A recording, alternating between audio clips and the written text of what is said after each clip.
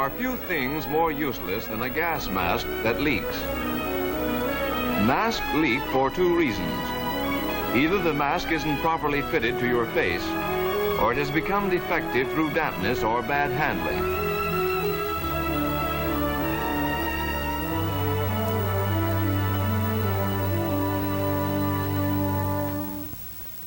On being issued a mask, you should first remove the adhesive tape from the air intake holes of the canister, and then fit the mask to your face. Begin by loosening all the head harness straps.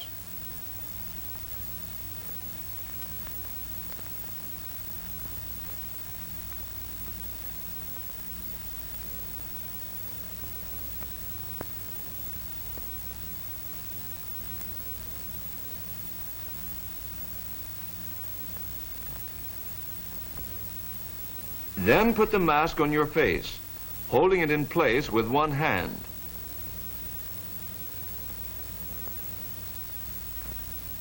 With your other hand, center the head harness pad well down at the back of your head. There are 3 pairs of harness straps. First, tighten the middle pair of straps directly above your ears, one at a time.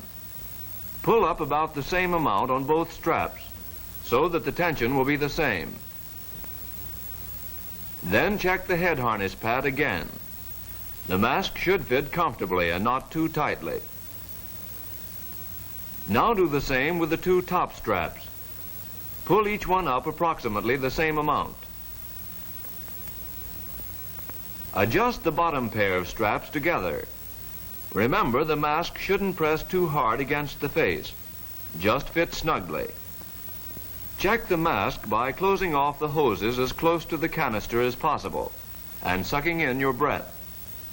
If the mask is correctly adjusted, no air should enter, and the mask tends to collapse. If the air enters, there is a leak somewhere. Seat the mask to your face again. Work the face piece up towards the top of the face.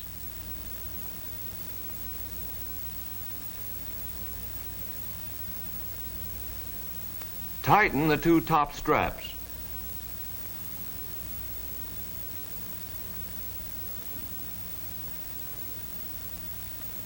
Then recheck the mask.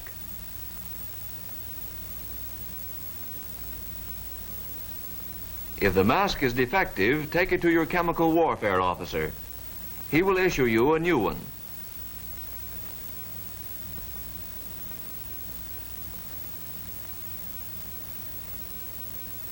When you're issued your mask, you become personally responsible for its care. You should inspect your mask once a week.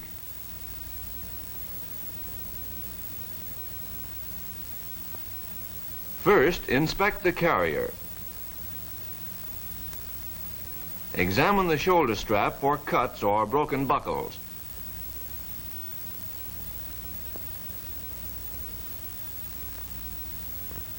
Then examine the rest of the carrier. Make sure the bag is not torn.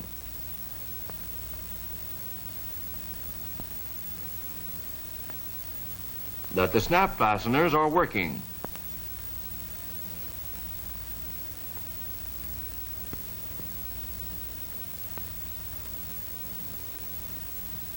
And very important, that you have your anti-dim.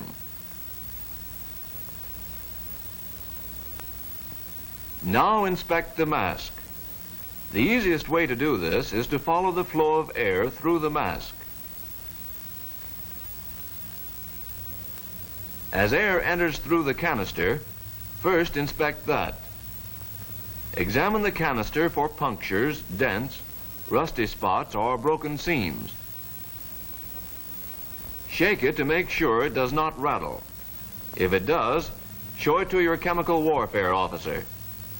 Next, examine the hoses one at a time. Make sure the hose is not cracked where it joins the canister.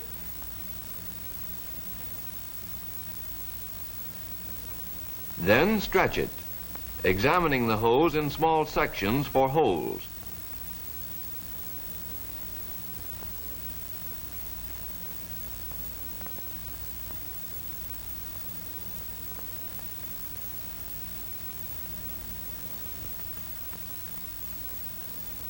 Lastly, examine the connections between the facepiece and the hose. Afterwards, inspect the other hose. Now inspect the facepiece. Stretch it to see if there are any holes or tears, particularly where there are connections.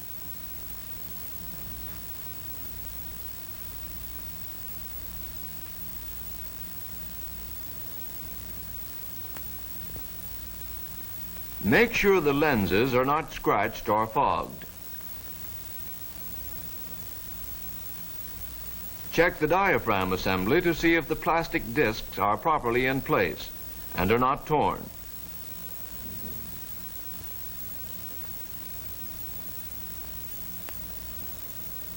See if the assembly is properly attached to the facepiece.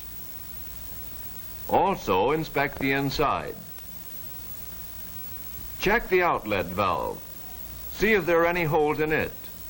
If it is stuck together, massage it open. Go over the head tab attachments. See if the straps are still elastic.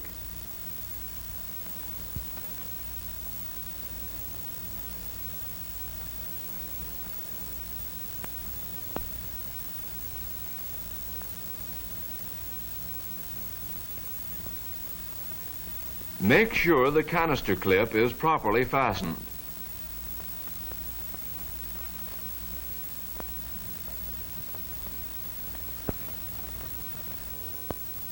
The chemical warfare officer is responsible for the protection of his unit. At least once a month, there will be inspection of all masks and a quick check to make sure that the men are able to handle them properly. Before giving your mask to the officer for inspection, put on the mask. Check the fit.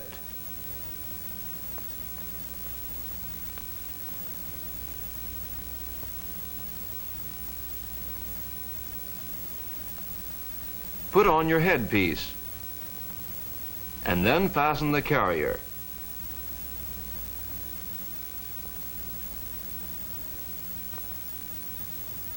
Test for gas before removing your mask.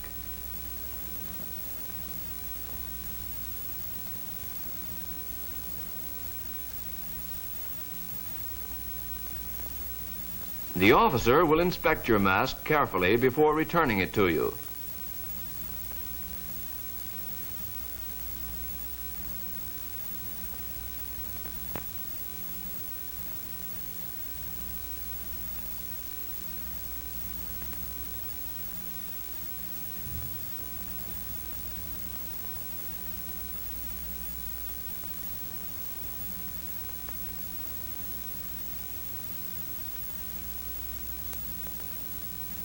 Then replace the mask in the carrier.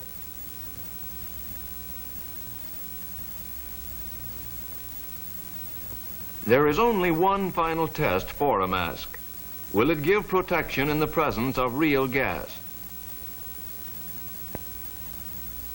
The squad is sent into a gas chamber, and gas is released.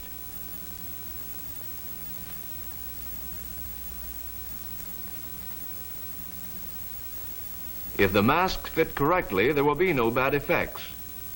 If you haven't checked your mask carefully enough, you will find out now.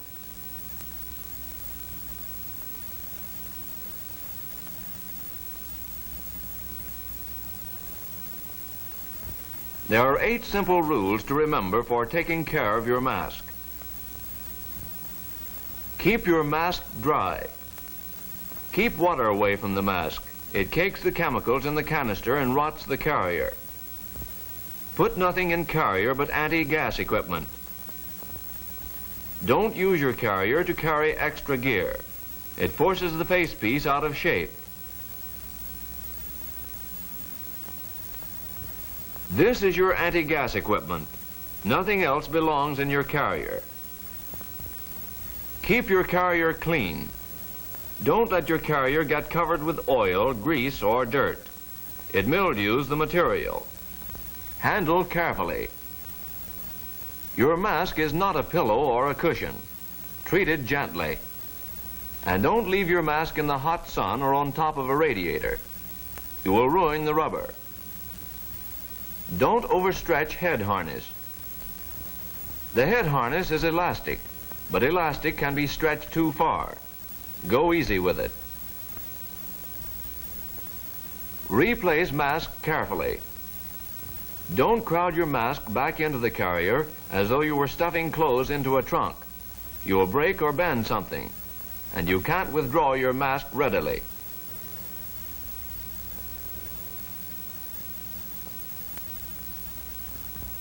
Inspect frequently. Don't just hang your mask up and forget about it. Take a few minutes off once a week for a checkup. Disinfect properly.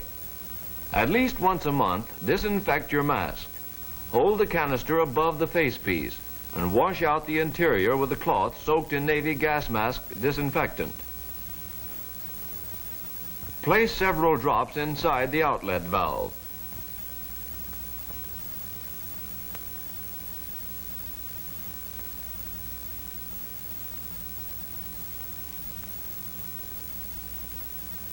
Let the mask remain moist for about 15 minutes.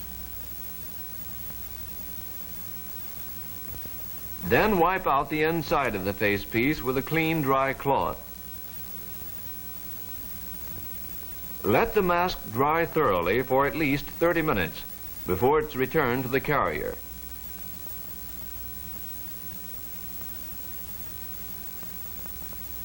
Finally, apply anti-dim to the lenses, rubbing in thoroughly.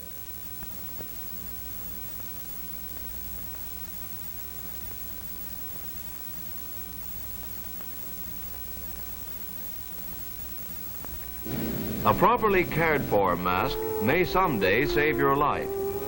Take care of your mask, and it will take care of you.